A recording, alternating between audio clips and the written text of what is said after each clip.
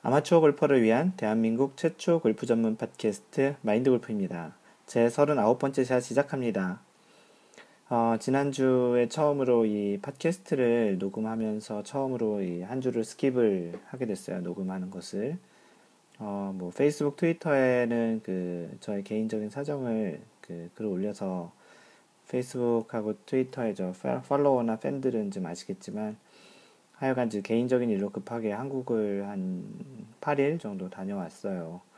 뭐 좋은 일은 아니었고요. 좀 안 좋은 일로 갔다 와서 좀 정신없이 시간을 보내느라 처음에 팟캐스트 녹음할 때 거의 한 주도 쉬지 않고 이제 녹음을 하려는 약속을 하려고 했는데 워낙 경황이 없다 보니까 본의 아니게 한 주를 스킵하게 됐습니다.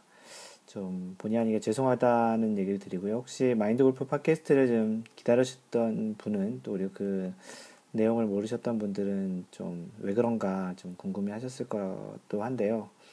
하여간 이렇게 다시 마인드 골프가 다시 제정신을 차리고 일상으로 다시 돌아왔습니다. 그래서 지금 39번째 샷 녹음을 하고 있고요. 그 사이 마인드 골프 팟캐스트는 통계로 10만 다운로드를 돌파했습니다. 예, 굉장히 좀 기록적인 날이죠. 9만 다운로드를 이제 넘어선 지 얼마 안 됐었는데 10만 다운로드를 넘었네요.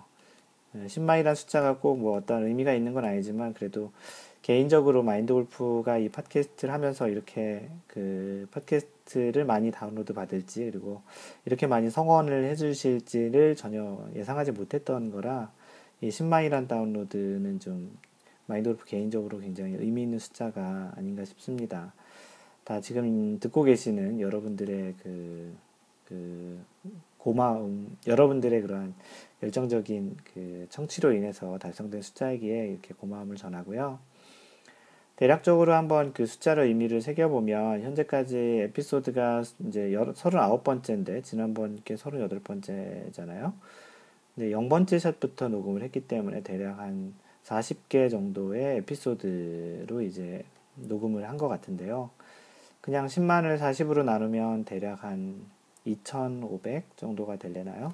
그 정도 되는데 모든 사용자가 모든 에피소드를 다 다운로드 받았다고 생각했을 때가 2,500명이고 물론 이제 일부 몇 개만 또는 0번째 샷만 듣고서 안 들으시는 분도 계셨겠죠. 그래서 일부 다운로드 받으시는 분들 같은 경우까지 감안하면 한 5,000명 정도, 2배 정도 이상은 되지 않을까 싶습니다. 그래서 한 5,000명 정도는 마인드 골프 팟캐스트를 어찌되었든 한 번 정도 이상 다운로드를 받아서 들어보지 않았는가 싶기도 하고요. 그렇게 따지면 한국의 아마추어 골퍼가 한 300만 명 정도 되는데 그 중에 아이폰을 갖고 또는 아이폰이나 아이패드나 아이튠즈를 이용하고 스마트폰을 갖고 계신 분은 또 훨씬 더 적을 거잖아요. 그 사람들 중에 한 5천 명 정도가 들었다고 하니까 그렇게 또 많지도 하지만 또 그렇게 적지도 않은 숫자가 아닌가 싶습니다. 간단히 한번 그냥 그렇게 생각을 해봤고요. 다음에 혹시 시간이 되면 에피소드별로 어떠한 걸 많이 들었는지 또 어디에 더 관심이 있었는지도 한번 좀 체크를 해볼게요.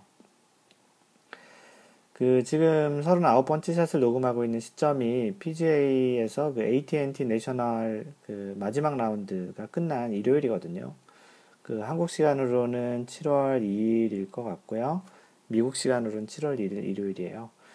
방금 전에 타이거 우즈가 시즌 3승을 이루면서 AT&T 내셔널 대회를 우승을 했습니다. 올해 시즌 3승인데 여태까지 우승이 없다가 이렇게 우승이 있어서인지 좀 더 많이 반갑고요. 재밌는 거는 또 이로써 페덱스컵 포인트 있잖아요. 마인드 골프가 예전에 페덱스컵 포인트에 대해서 방송을 팟캐스트 했던 적이 있는데 페덱스컵 포인트 기준으로 이제 오랜만에 1등으로 다시 등극을 했습니다. 참고로 페덱스컵 포인트에 대해서는 제 24번째 샷에 대해서 샷을 들어보시면 페덱스컵 대회 운영 방식에 대해서 설명을 한 적이 있으니까 이 방송을 처음 들으시는 분들은 페덱스컵이 무엇인가가 궁금하시면 24번째 샷을 찾아 들으시면 되고요. 페덱스컵에 1위로 등극을 했는데 그게 100주 만에 1위를 등극을 했습니다. 1년이 52주라고 따지면 거의 4년이 좀 넘은 시기 만에 이제 페덱스컵 1위로 등극을 한 거죠. 이 대회에 한국 선수는 많이 출전을 했는데요. 노승열 선수가 공동 4위로 좀 선전을 했습니다. 나머지 뭐 김경태 선수, 위창수 선수 뭐 이렇게 많이 출전을 했는데요. 노승열 선수가 최근 들어서 좀 많이 상승세인 것 같아요. 그래서 마이너스 4, 그러니까 4언더, 4언더로 공동 4위에 됐고요. 배성문 선수가 1 오버파로 17위, 공동 17위 했고요. 양용훈 선수는 이제 공동 61위를 했고, 최경 선수는 2라운드에서 이제 컷오프가 됐는데요. 최근 들어 양용훈 선수와 최경 선수의 좀 부진이 좀 오래 가는 것 같습니다. 뭐, 다행인 것은 이런 루키 선수들이 좀 잘하고 있는데요. 다시 리더보드에서 최경 선수와 양용훈 선수, 노장 선수들의 그러한 이름을 또는 3, 4라운드에서 좀 봤으면 좋긴 하겠습니다. 지난번 팟캐스트 리뷰를 올려주신 분들이 있는데요. 팟캐스트 한국 계정으로 별명이 지지자 여러분이라고 해서 블로그 이름으로는 최지만 님이신 것 같아요. 블로그에 똑같은 글을 올려주셨거든요. 제목은 골프 칠 때 무 자르듯이 치라는 얘기는 이라고 리뷰보다는 좀 질문 형태로 좀 올려주셨는데요. 잘 듣고 있습니다. 최근에는 골프 이론보다 연습장을 다니다 보니 몇 편을 못 들었습니다. 어제 제가 교육받는 프로 골퍼에게 아이언에서 공의 타점을 지면과 공 사이를 치는 것이 아니라 공을 치는 것이라고 했습니다. 그래야 백스핀과 딤플을 이용하여 자신이 보내고 싶은 지면 위치에서 크게 벗어나지 않는 위치에 떨어진다고 합니다. 제 입장에서도 지면과 공 사이를 강타하는 것보다 공을 치는 것이 타점 면적이 더 많아서 좋기는 합니다. 그리고 프로들은 공의 윗부분을 치면서 백스핀을 많이 이용한다고 하네요. 공이 움푹 파이는 경우도 있다고 하니 무 자르듯이 치라는 의미가 위 내용과 일맥상통한 얘기가 맞는지요. 그리고 공을 먼저 치는 것이 맞는지요. 최지만님, 별명 지지자 여러분님이 올려주신 이 글을 마인드 골프가 답글에도 그렇게 얘기를 했는데요.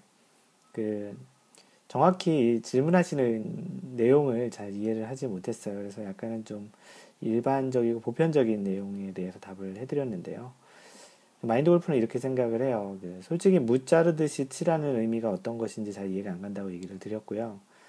그게 마치 보통 우리가 일반 골퍼들이 얘기를 많이 하는 것 중에 하나가 이제 도끼로 내려치듯이 위에서 아래로 치라는 그런 거랑 좀 비슷하게 설명을 해주신 것 같아요. 보통 뭐 아이언은 찍어치라고 얘기를 하잖아요. 근데 찍어치라는 의미가 뭐 이렇게 정확한 표현은 아닌 것 같아요. 찍어치라는 의미는 어떻게 보면 굉장히 수직적인 방향의 그러한 표현인 것 같아요. 뭐 도끼도 찍어치는 것도 뭐 이렇게 옆으로 치는 게 아니잖아요. 위에서 찍어치고 뭐 물을 자르듯이 할 때도 옆으로 물을 자르지는 않잖아요. 그래서 위에서 아래로 자르지만 실제 우리가 어떠한 공을 칠 때 아마추어 골퍼든 뭐 프로 골퍼든 공을 칠 때 위에서 아래로 이렇게 공을 내려치진 않잖아요. 그래서 이거는 어떻게 보면 좀 정확히 좀 맞는 표현은 아닌 것 같고요. 뭐 맞다 틀리다라기보다는 좀 더 이렇게 이해하기에 잘못 이해할 수 있는 여지가 있을 것 같다고 마인드 골프는 생각을 하고요. 마인드 골프 개인적으로는 찍어친다는 표현보다는 좀 다운블로우, 이건 다운블로우라는 말은 실제 많이 쓰는 말이죠. 다운블로우. 그래서 위에서 아래로 이렇게 휙 몰아친다라는 그런 다운블로우로 친다는 표현이 더 맞다라고 생각을 하고 보통 이렇게 찍어친다라는 표현은 잘 쓰지 않습니다. 이 말은 어떤 거냐면 드라이버보다는 임팩트 존에서 공에 들어가는 클럽의 궤도가 궤도라고 하면 입사가 들어가는 각도가 드라이버보다는 좀 더 예리하고 좀 이렇게 경사가 가파르게 들어간다는 의미예요. 영어로는 스티프하게 들어간다고 하죠. 이렇게 좀 더 경사가 있게 들어가서 공을 먼저 타격을 한 다음에 지면을 궤도의 최하점을 지나서 그 다음에 이제 디봇이 만들어지는 거예요. 최하점을 지날 때. 그래서 공을 맞고 그 다음 디봇이 날아가는 그런 형태가 되려다 보니까 조금은 더 다운블로우 형태로 맞는 그런 하향 타격의 궤도가 아이언 같은 경우는 더 맞다고 생각을 하고요.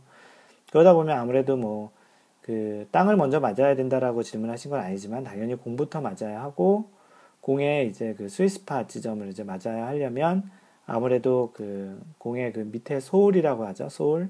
그 클럽의 그 맨 바닥 부분보다는 좀 더 윗부분에 맞아줘야 스위스팟에 맞으니까 좀 더 이제 강하게 좀 안쪽으로 더 들어가는 공의 이제 이 꺾여져 있는 공의 그 둥그런 부분 쪽에 좀 더 깊숙이 더 들어가줘야 그 스위스팟에 맞을 수 있겠죠. 반면 이제 드라이버 같은 경우는 잎사귀 드라이버 그 아이언보다는 좀 더 이렇게 낮게 들어올 수 있겠죠. 그리고 최저점을 지나서 상향 타격일 때 맞는 게 이제 드라이버가 아이언과는 가장 큰 차이가 아닌가 싶습니다. 그래서 이런 어떻게 보면은 좀 일반적인 대답을 대신해 줬고요. 기본적으로 어떻게 보면 드라이버와 아이언 같은 경우는 맞는 지점이 실제 다르다. 그러니까 드라이버 같은 경우는 이제 최하점을 지나서 그 클럽이 올라가면서 맞는 거고, 아이언 같은 경우는 하향 타격, 그 최저점을 지나기 전에 공을 맞고 최저점을 지나고 그 후에 이제 디봇을 만드는 그런 스윙 궤도 관점에서는 그건 일반적인 내용이기 때문에 그런 부분은 좀 혹시 모르시는 분들은 도움이 되지 않을까 싶어서 얘기를 드렸고요. 어찌되었든 공이 먼저 맞는 거는 뭐 드라이버나 아이언이나 마찬가지입니다. 드라이버 같은 경우는 최하점을 지나지만 그 뭐 땅을 맞춰서 지나가는 게 아니기 때문에 어찌되었든 어떤 샷을 하든지 간에 벙커샷, 뭐 그린 주변에서 벙커샷 칠 때 그 모래 부분 치는 것 말고는 대부분이 이제 공을 먼저 맞는 게 맞습니다. 뭐 혹시 이게 답변이 되었는지 모르겠네요. 그리고 그 별명이 사막싱구루 님께서 올려주신 거고요. 제목은 드디어 리뷰를 뭐 간단히 남겨주셨어요. 안녕하세요. 사우디아라비아 사막골프 사막싱구루입니다. 한국 가는 길입니다. 그 최근에 그 마인드 골프의 각종 뭐 페이스북, 트위터 모두 다 팔로우 해주시고 글도 남겨주시고 카페에서도 열성적으로 활동하고 계신 분이신데요. 사우디아라비아의 어떤 일로 잠시 한 2년간 나가 계셨던 분이세요. 그래서 그 카페에 마인드 골프 그 카페 있잖아요. 그 카페.naver.com/mindgolfer 그 카페에 오시면 이분이 올리신 그 사막 골프에 대한 사진과 그 글들이 좀 있어요. 그래서 그거를 나중에 마인드 골프 블로그에 한번 올린다고 얘기했었는데요. 그렇게 이제 사막 골프에 대해서 좀 많이 쳐보시고 많은 경험이 있으신 그런 분이세요. 근데 한국에 이제 복귀할 때가 돼서 이제 복귀하는 시점이신 것 같아요. 그래서 한국 가는 길이시라고 하면서 마인드 골프의 리뷰를 남겨주셨네요. 사막싱그루님 반갑고요. 한국 가셔서도 많은 활동 부탁드리고 자주 글 남겨주셨으면 좋겠습니다. 고맙습니다. 사막싱그루님. 그 갈수록 카페가 그 활성화되고 있어요. 카페에 대해서 계속 자주 얘기해드리는 이유는 카페 뭐 일을 통해서 광고를 통해서 좀 많이 들어오신 부분도 있지만 카페 들어오셔서 진짜 활동들을 열심히 해주셔가지고 특히 초보 골퍼나 좀 한 중급 골퍼 한 90개 이상 치시는 골퍼들 같은 경우는 도움이 될 만한 정보들을 서로 많이 공유를 하세요. 물론 그 질문을 올리시는 것들 중에 일부를 또 마인드 골프가 일일이 답변을 다 해드리고 있는데 거의 모든 글과 댓글에 답변을 달아드리고 있습니다. 시간이 많이 걸리더라도 뭐 굉장히 이제 의미 있는 이야기인 것 같아서 그런 일들을 지금 하고 있고요. 거기 카페에 좀 많은 분들이 있으니까 특히 그 네이버 계정을 갖고 계신 분들 중에 뭐 아니면 뭐 만드셔도 되는데 그건 귀찮으실 수도 있으니까 그 계정을 갖고 계신 분들은 뭐 초보 골퍼나 중급 골퍼 되시는 분들은 꼭 오셔서 가입하셔서 거기서 좀 더 마인드 골프 그리고 마인드 골프 그 회원님들과 좀 더 친숙하게 얘기하시면 참 좋을 것 같아요. 그래서 거기에 보리스수님께서 올려주신 글인데요. 그 인사글로 올려주셨어요. 마인드 골프를 듣고서 스킬도 중요하지만 멘탈이 더 강조되는 운동이라 다시 생각하게 되었습니다. 앞으로도 좋은 마인드를 만들 수 있는 도움을 받고 싶어서 왔습니다. 잘 부탁드립니다. 그 보리수님도 잘 부탁드리지만 마인드 골프도 많은 활동을 좀 부탁드릴게요. 보리수님 그 반갑습니다. 네, 이렇게 좀 간단하게 몇 분의 인사글과 또 리뷰 또는 질문에 대해서 좀 답변을 드렸고요. 오늘 본격적인 방송을 할 내용은 그 지난번 한국에 들어갔더니 굉장히 한국에 가뭄이 심하더라고요. 그냥 거의 한 2달 동안 비가 안 와가지고 굉장히 그 도시 자체가 굉장히 메말라 있더라고요. 비를 굉장히 간절하게 지금 여기저기 뭐 TV에서도 그렇고 실제 뭐 돌아다니다 보니까 먼지도 많고 그런 뭐 비가 좀 많이 좀 필요한 시기인데 이제 장마철이 되다 보니까 이제 좀 비가 오겠죠. 근데 뭐 마인드 골프가 이제 미국 들어오고 나서 한 번 정도는 비가 온 것 같더라고요. 그래서 오늘 토픽은 이제 본격적인 장마 시즌도 오기도 하고요. 그 장마 시즌에 이제 라운딩을 하다 보면 이제 비 오는 날 라운딩을 하게 되는 경우도 있고 뭐 라운딩 하다 보면 비가 오는 경우가 있잖아요. 그래서 이제 비 오는 날 라운딩에 어떠한 것들을 좀 미리 준비를 하면 좋을지 어떤 걸 좀 감안하고 생각하고 가면 좋을지 그래서 그 제 39번째 샷 제목은 비 오는 날 라운딩에 필요한 것들에 대해서 이야기를 드리겠습니다. 예, 이 내용은 그 블로그 mindgolf.net에 가보시면 골프 컬럼 12번째 비 오는 날 라운딩에 필요한 것들이라고 해서 마인드 골프가 글을 써놓은 것이고요. 네, 본격적으로 이 글에 대한 방송을 팟캐스트를 진행을 해보겠습니다. 그 캘리포니아 같은 경우는 1년 내내 거의 해가 쨍쨍한다고 생각하시는 분들이 많이 있잖아요. 근데 사실 이 캘리포니아도 그 뭐 눈이 오는 지역도 있지만 마인드 골프가 사는 이 얼바인을 잠깐 설명을 드릴까요? 얼바인은 그 로스앤젤레스, LA와 그 샌디에고의 쪽 한 가운데 정도에 있는데요. LA에서 남쪽으로 한 1시간, 그리고 샌디에고에서는 북쪽으로 한 1시간 반 정도 있는 약간 LA 쪽에 좀 가까운 태평양을 이 바다에 굉장히 가까운 쪽에 있는 캘리포니아라서 그 눈은 뭐 직접적으로 내리진 않지만 산 쪽으로 가면 눈이 오긴 하지만 거의 눈이 보이지는 않습니다. 근데 여기도 이제 겨울에는 이제 비가 오는 그 우기 시즌이 있어요. 그래서 겨울에는 한 11월 정도부터 한 3월, 길게는 한 4월 정도까지 이제 비가 오는 이제 우기가 있는데 한국처럼 그렇게 비가 많이 오고 그러진 않습니다. 어찌되었든 여기도 이제 비가 오는 경우가 있고 뭐 마인드 골프도 이렇게 맨날 해쨍쨍 하는 날에만 라운딩 하는 건 아니고요. 그 비 오는 날에도 라운딩을 하곤 합니다. 그래서 일단 한국에서 일반적으로 얘기를 해드리면 일반인들이 보통 라운딩을 뭐 자주 못 하잖아요. 특히 이제 주말 골퍼들 같은 경우는 뭐 연중 행사처럼 라운딩 하는 경우가 일반적이잖아요.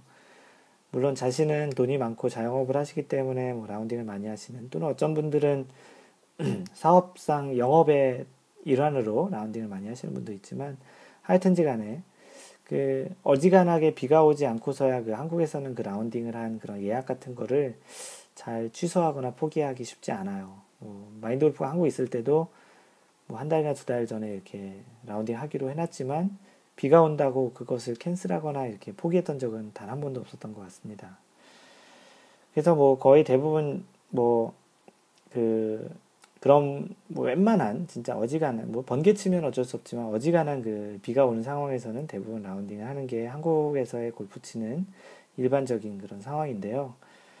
그 예전에 딱 한 번 그 마인드 골프가 그 어떤 아시는 분이 예약을 해주셔가지고 그 굉장히 비가 아침에 일어났는데 비가 굉장히 많이 온 날이 있었어요. 진짜 장대비가 막 내리고 있었는데 그 당시 마인드 골프는 수지에 살고 있었고요. 근데 그 예약한 곳이 그 천용 CC라고 그 천안인가 그쪽에 있는 골프장이었는데 그 혹시 몰라서 여기는 비가 오지만 그곳에서는 비가 오지 않을까 하는 그 그냥 기대죠. 일기예보 보면 되는데 뭐 설령 치지 않더라도 거기 가서 치지 말자 그런 거 있잖아요. 그냥 집부터 나가지 않는 게 아니고 그 거기 가서 직접 비가 너무 많이 와서 못 치는 상황이 되더라도 거기 꼭 가서 확인을 하고 돌아오고 싶은, 왜냐하면 너무나도 힘들게 치는 골프기 때문에 그런 마음에 이제 꿋꿋하게 이제 골프장까지 갔었죠. 근데 이제 골프장에도 워낙 이제 장마 시즌이어서 그런지 비가 너무나 많이 왔었고요. 어떻게 비가 안 오는 시간을 이렇게 딱 기다렸다가 딱 나갔는데 아무도 없었죠. 뭐 대통령 골프 같이. 근데 재밌는 거는 그 한 2홀 정도 치다가 비가 너무 많이 왔는데 꿋꿋이 다 쳤습니다. 근데 재밌는 건 또 한 10 몇 번 홀이었나? 후반 몇 번째 홀에 그 산에 산사태가 나 있더라고요. 참. 아마도 그 클럽하우스 같은 데에서 산사태가 난 거를 알았다면 출발을 안 시켰겠죠. 그 비가 많이 오는 새벽에 산사태가 났던 것 같고요. 그래서 캐디를 통해서 이제 클럽하우스에 산사태가 났다고 알리고 그걸 그 산사태 난 지역을 이렇게 어떻게 피해서 18홀을 다 치긴 했습니다. 참. 지금 생각해보면 미친 짓 같은데 그렇게까지 이제 골프를 쳤었던 기억이 있긴 합니다.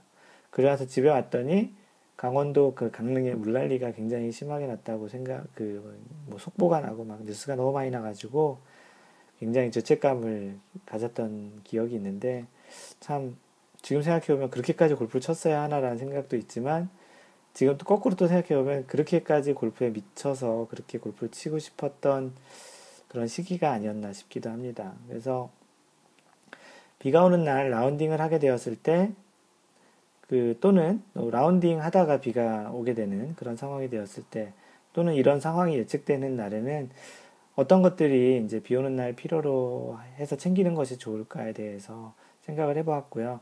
그동안의 마인드 골프가 경험했던 그런 내용들을 기준으로 한번 챙겨보는 그런 게 필요할 것 같아서 한번 얘기를 드려보려고 지금 이 방송을 하고 있습니다. 예, 여러 가지가 있겠지만 첫 번째로 얘기 드리고 싶은 거는 여분의 장갑. 그래서 장갑을 여러 개를 좀 준비했으면 좋겠다라는 내용이고요. 마인드 골프 같은 경우에 평상시에도 뭐 두세 개 정도의 여분의 장갑을 가지고 다니는데요. 보통 마인드 골프는 주문을 선호하는 제품 주문을 한 10개 정도를 하고요. 10개 정도에서 뭐 적게는 두세 개, 뭐 많게는 네다섯 개 정도를 항상 골프백에 넣어 가지고 다녀요. 꼭 비 오는 날 아니더라도 어떠한 이유로 인해서 장갑이 좀 많이 필요할지도 모르기 때문에 여분으로 많이 가지고 다니고요. 뭐 간혹 뭐 주변에 같이 치시는 분들 중에 장갑 상태가 너무 안 좋거나 또는 뭐 뒷주머니에 넣는데 이동하다가 이렇게 떨어뜨려서 잃어버리는 경우도 있어서 뭐 이렇게 사이즈가 맞다면 이렇게 한두 분에게 그냥 드리기도 하거든요. 하여튼 지금 오늘 얘기 드리는 거는 비 오는 날 장갑이 쉽게 접게 되는 것 때문에 여분의 장갑을 준비하라고 얘기를 해드리는 거고요. 그립이 골프에서 상당히 중요하다는 거는 익히 뭐 얘기를 드렸잖아요.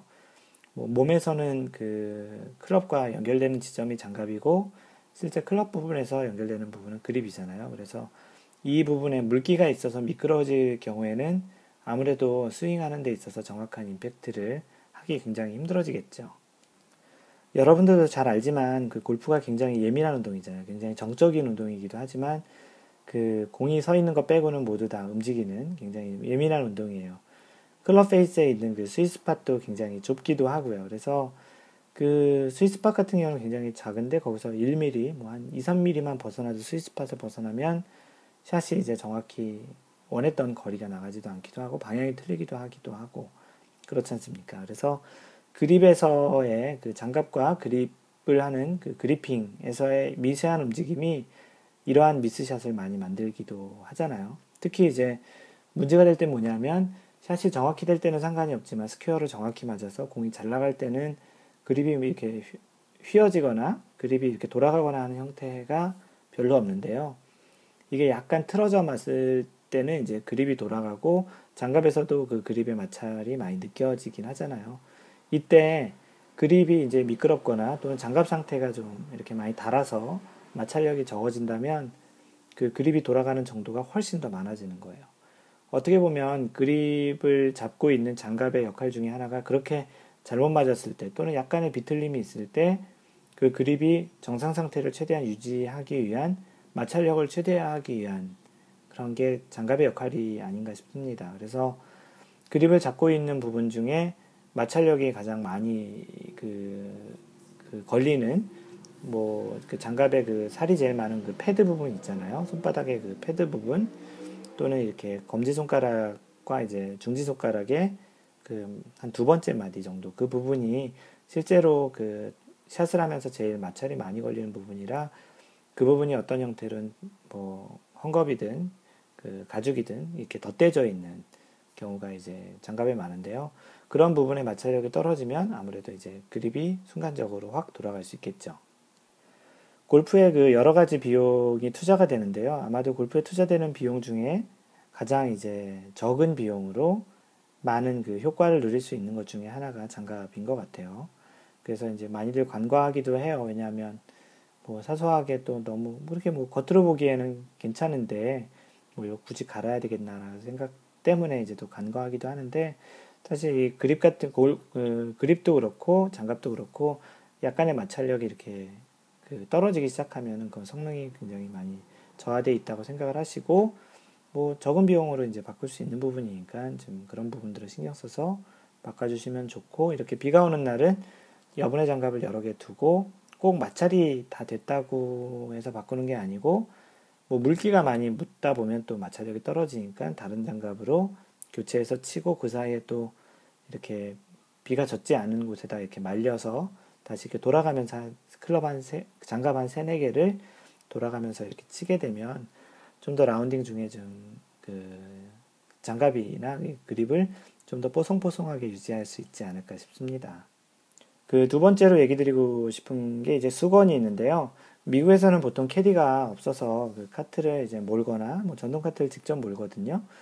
그 카트를 몰거나 또는 자신의 그 카트, 또 풀카트, 땡기는 카트 또는 이제 푸시 카트, 세 발짜리 미는 카트, 뭐 이런 것들이 이렇게 있는데요. 뭐 어떤 사람 같은 경우는 가방을 직접 메고 걷는 사람도 있기도 해요. 근데 항상 뭐 모든 골프장에 캐디가 없는 건 아니지만 대체적으로 일반적인 그 퍼블릭 골프장, 일반인들이 가는 퍼블릭 골프장 같은 경우에는 캐디가 보통 없습니다. 그래서 그 한국같이 이렇게 캐디가 직접 이렇게 클럽을 닦아주거나 그립을 이렇게 물기를 닦아주는 경우가 없어서 가방에 클럽 닦는 용도의 수건을 보통 매달고 다니는데요.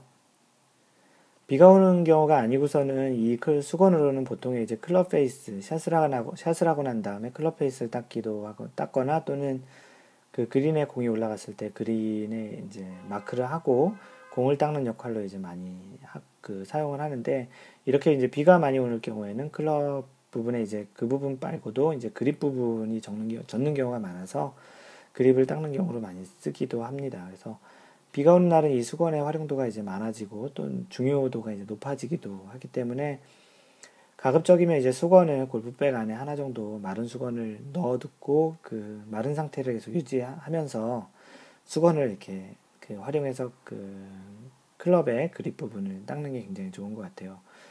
뭐 가장 좋은 것은 뭐 이것도 그 방금 전에 얘기 드렸던 그 장갑처럼 여분의 수건을 좀 챙겨 두어서 이렇게 여러 개를 이렇게 같이 쓰면서 사용하면 좋겠죠. 왜냐하면 비가 많이 오는 날은 그 수건조차도 이제 빨리 젖을 수가 있기 때문에 그런 용도로 좀 사용하면 좋겠습니다. 그 카트를 몰고 다닐 경우에는 뭐 카트 앉은 자리가 좀 젖어서 수건을 쓰는 경우도 있기 때문에 그런 용도로도 쓰긴 하는데, 그렇게 한번 이렇게 닦다 보면 수건이 온통 다 젖으니까 여분이 있는 것이 또 좋겠죠. 아니면은 그렇게 클럽 닦는 용도의 수건을 따로 마련을 하고 또 이렇게 카트 닦는 뭐 그런 또 수건을 또 사용하기도 좋은데, 대체적으로 이제 뭐 한국 같은 경우는 이제 캐디가 그런 역할들을 많이 해주니까, 하지만 이제 클럽을 닦는 용도 또는 이제 그런 용도 아니고더라도 그립을 닦는 용도로 본인이 한두 개 정도 마른 수건을 백에다 넣어 갖고 다니면 플레이하는데 굉장히 좋을 것 같긴 해요. 근데 이제 문제는 골프용 수건이 일반적이지 않아요, 한국은. 왜냐하면 캐디가 방금 전에 얘기했듯이 캐디가 있기 때문에, 그 예전에 마인드 골프도 한국에 있을 때 그 골프용 수건을 사려고 여러 군데 그 인터넷 쇼핑몰도 좀 뒤지고 찾아봤는데 쉽지 않았는데 요즘은 있는지 모르겠어요.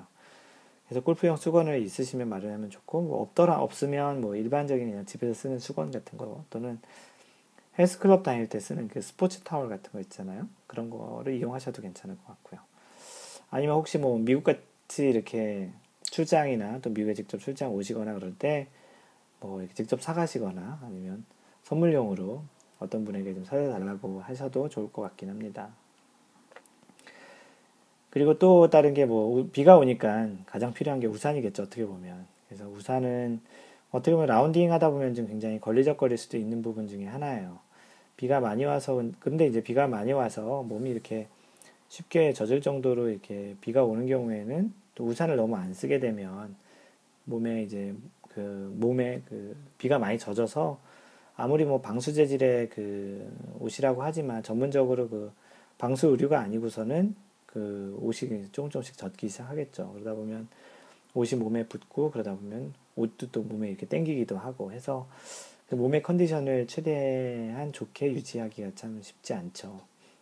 그 가끔 그 PGA나 LPGA 경기를 보면 그 캐디들이 우산을 좀 들고 다니잖아요. 근데 우리는 뭐 캐디가 1인 1캐디 형태를 이렇게 있지 않으니까, 또 이렇게 미국같이 캐디가 없는 경우에는 누가 우산을 씌워줄 사람도 없잖아요. 그래서 그 경기를 보면 캐디들이 우산을 들고 있고 그 안에다가 수건을 이렇게 매달아 놓는 경우가 좀 있는데, 수건을 마른 상태로 유지도 하고 또 우산으로 이제 비도 피하고 해서 아주 일석이조의 좋은 방법이 아닌가 싶은데 실제 그렇게 활용하는 것도 좋아요. 왜냐면 수건도 계속 어디 딴 데다 잘못 놓으면은 비가 또 많이 들이치기도 하니까 잘 젖으니까요. 그래서 이런 그 골프 우산을 준비하는 게 참 좋은데 왜 그러냐면 골프 우산은 사실 일반 우산하고 달리 좀 이 면적이 되게 커요. 그래서 일반 우산을 비가 많이 올 때 일상적인 생활에서 쓰는 것도 좀 좋긴 한데 사람들이 많이 지나다니는 곳에 쓰면 또 민폐를 끼칠 수도 있긴 하죠. 뭐 그래서 그 일반 우산보다는 좀 이 가리는 면이 좀 큰 편이고요. 뭐 해가 많이 찌는 경우에는 햇빛을 또 차단하기도 하고 또 햇빛을 반사시키기도 하고 또 그리고 비가 많이 올 경우에는 그 방수 역할도 충분히 해줘서 그 몸의 그 컨디션을 최대한 유지시켜 줄 수 있는 아주 좋은 그 것 같아요. 좋은 도구인 것 같아서 우산은 꼭 준비해 두시고 뭐 골프 그 백에다가 우산 하나를 클럽처럼 이렇게 끼워 놓고 다니시면 괜찮을 것 같습니다. 단지 이제 우산이 한번 이렇게 젖은 상태에서는 충분히 말리고 넣어놔야 다음에 그 이제 젖은 상태로 말렸을 때 좀 좋지 않은 냄새가 날 수도 있기 때문에 그 우산은 꼭 그 한번 라운딩을 하고 오시면 꼭 말리는 게 좋고요. 물론 클럽도 마찬가지예요. 클럽도 그 한번 라운딩을 그 비 오는 날 하고 오면 이렇게 마른 상태로 잘 말려서 그 좋은 곳에 잘 말려가지고 이렇게 다시 넣어놓는 것도 이제 좋은 다음 라운딩 할 때 그 클럽을 좋은 상태로 유지해서 칠 수 있는 좋은 방법이기도 합니다. 그래서 비가 많이 오는 시즌에는 이렇게 우산을 골프 우산을 하나 좀 장만하셔서 그 골프백에 이렇게 미리 넣어놓는 것도 갑자기 비가 오는 날에 그 일부러 챙겨가지 못했지만 그래도 갑자기 비가 오는 날에도 챙겨 쓸 수 있는 좋은 방법이지 않을까 싶습니다. 그리고 마지막으로 이제 방수 의류가 있는데요. 그 일반적인 의류도 이런 뭐 물이 잘 흡수가 안 되는 그런 방수 의류가 있지만 일반적인 의류의 그 성능은 어느 정도 비가 오기 시작하면 이제 젖기 시작하거든요. 그래서 그 우산으로 이제 뭐 많이 비를 피한다고 하더라도 샷을 하거나 또는 카트로 또 이동 시 중간중간에 이렇게 샷을 할 때 우산을 들고 있을 수 없거든요. 그건 룰에도 좀 어긋나거든요. 그래서 선수 같은 경우도 샷을 할 때 그 당시에는 캐디가 우산을 씌워줄 수가 없어요. 그거는 어떤 외부의 원조를 받는다, 서포트, 도움을 받는다라는 그런 규정에 의해서 그 벌타가 있기 때문에 그건 안 되고요. 어쨌거나 그 샷을 할 당시에는 우산이 있으면 또 걸리적거릴 수도 있잖아요. 그래서 그 샷을 할 때 또는 이동할 때 일부 이렇게 비를 맞기 때문에 어쩔 수 없이 또 비가 그 몸에 젖게 되는 경우가 훨씬 더 많이 있어요. 그래서 비가 어느 정도 오면 괜찮지만 좀 많이 온다 싶으면 이럴 때를 위해서 방수가 되는 옷 한 세트를 준비해 놓는다면 좀 더 훨씬 좋겠죠. 좀 비가 많이 올 때는. 그래서 이러한 의류 같은 경우는 또 대부분 이제 방수뿐만 아니고 방풍. 그래서 이제 그 바람을 또 막아주는 역할도 하기 때문에 비가 오진 않지만 이제 바람이 많이 부는 날 그, 방풍 용도로 그 바람막이라고 보통 얘기하죠. 바람을 막는 용도로도 또 쓸 수도 있고 추운 날 또 바람이 많이 불기도 하니까 이제 그런 날이 좀 약간 추가로 이렇게 옷 하나를 더 입는 형태로 입으면 여러모로 요긴하게 쓸 수 있어요. 그래서 뭐 비가 오는 날은 알고서 처음부터 입고 나갈 수도 있고 준비해 갈 수도 있지만 뭐 예상외로 뭐 갑자기 해가 있었는데 갑자기 마른 하늘에 갑자기 막 비가 온다든지 그런 날 또는 이제 갔는데 비가 오는 날은 이제 준비가 안 돼 있으면 어떻게 할 수가 없잖아요. 그래서 이것도 우산과 마찬가지로 방수 의류도 이렇게 좀 그 골프백에 잘 접어서 이렇게 넣어놓으면 참 좋을 것 같아요. 보통의 이러한 재질들의 의류들이 그렇게 두께가 두껍지 않아요. 거의 한, 한 홑이라고 하나요? 한 겹 정도로 굉장히 얇기 때문에 잘 접어 놓으면 그 공간도 많이 차지하지 않아요. 그리고 뭐 그런 의류들의 대부분 이제 그 바지 같은 경우는 그냥 바지 입은 상태로 위에 입거나 뭐 벗을 때도 마찬가지예요. 그래서 또 윗옷 같은 경우도 그냥 원래 입었던 옷 위에 살짝 이렇게 입을 수 있는 형태가 많기 때문에 미리 골프백에 이렇게 넣어 놓으시는 게 좋고요. 당연히 이것도 그 한번 라운딩 한 다음에는 빨아서 또는 이제 잘 말려서 바짝 마른 상태에서 다시 이제 백에다 넣어 놓는다면 그 다음 라운딩 예상하지 못했던 비나 바람이 많이 불 경우에 이제 그 골프백에서 빼서 그 입는다면 요긴하게 쓸 수 있지 않을까 싶습니다. 뭐 다른 그 동반하시는 분들이 그런 게 준비가 안 돼 있는데 본인은 그렇게 딱 준비가 돼 있으면 굉장히 좀 부러워할 수도 있겠고 좀 개인적으로는 굉장히 좀 좋겠죠. 바들바들 떠는 거 또는 이제 옷이 이렇게 굉장히 젖어 있었던 것보다는 훨씬 좀 비가 또 다시 또 그치면 다시 벗어놓고서 또 다른 사람들은 이제 젖은 상태로 플레이를 하겠지만 본인은 이렇게 뽀송뽀송한 상태로 그렇게 이제 플레이를 할 수 있으니까 좀 여러모로 좋겠죠.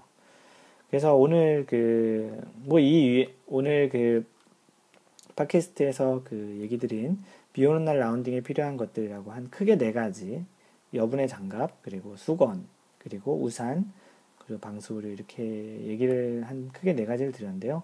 이건 말고도 개인적으로 뭐 따로 챙기시는 것들이 있으실 수 있을 것 같아요. 뭐 다른 것도 있겠지만 그 마인드 골프는 크게 이 네 가지는 꼭 신경 써서 준비를 하고요. 혹시 뭐 더 좋은 아이디어 또는 이제 이런 것들은 꼭 더 있었으면 좋겠다라고 생각하시는 것들이 있으면 그 마인드 골프 팟캐스트에 남겨주시든지 아니면 뭐 방명록 또는 뭐 카페, 페이스북, 트위터에 이렇게 글을 남겨주시면 다음에 또 이렇게 그 팟캐스트 할 때 추가로 얘기를 드리도록 하겠습니다. 그래서 오늘은 이제 장마 시즌이 다가오는, 한국의 장마 시즌이 다가오는데 그때 라운딩 하실 때 좀 도움이 되지 않을까 싶어서 이런 그 내용을 해드렸고요. 그 마인드 골프에 이제 관리하고 있는 사이트들을 간단히 소개를 시켜드리면 블로그는 mindgolf.net, mindgolf.net이고요. 페이스북은 facebook.com/mindgolf, mindgolf. 페이스북에서 그냥 마인드 골프라고 한글로 치셔도 아마 나올 거고요. 트위터는 마인드 골프가 아니고 마인드 골퍼예요. mindgolfer. 그래서 트위터에 그 팔로우를 하시면 마인드 골프와 계속 얘기를 할 수 있습니다. 카페는 cafe.naver.com/mindgolfer, mindgolfer입니다. 그 항상 배려하는 골프를 하시고요. 배려하는 골프를 하시다 보면 자신도 어느 순간 배려를 받고 있음을 느끼게 될 것입니다. 그리고 최근 들어 얘기를 많이 하고 계시는데요. 되게 신기하게도 그 마인드 골프 팟캐스트를 들으신 다음에 타수가 줄으신 분들이 굉장히 많이 있습니다. 뭐 아무래도 뭐 100타 이상, 뭐 90타 이상 되시는 분들 중에 그러한 분들이 많이 있는데요. 어떤 형태로든 마인드 골프의 팟캐스트가 좋은 그런 영향을 미쳐서 또는 그러한 마인드 컨트롤 차원에서 좀 마음이 편한 생각으로 또는 마음이 편한 상태로 골프에 임하다 보니까 그런 좋은 결과가 있지 않나 싶은데요. 그래서 이제 배려하는 골프를 하시라고 얘기를 드리는 거고요. 이상 마인드 골프였습니다. 드디어 이제 다음번 샷 녹음은 40번째 샷이 되겠네요. 제 40번째 샷에서 만나요. Don't worry, just play mind golf. Bye!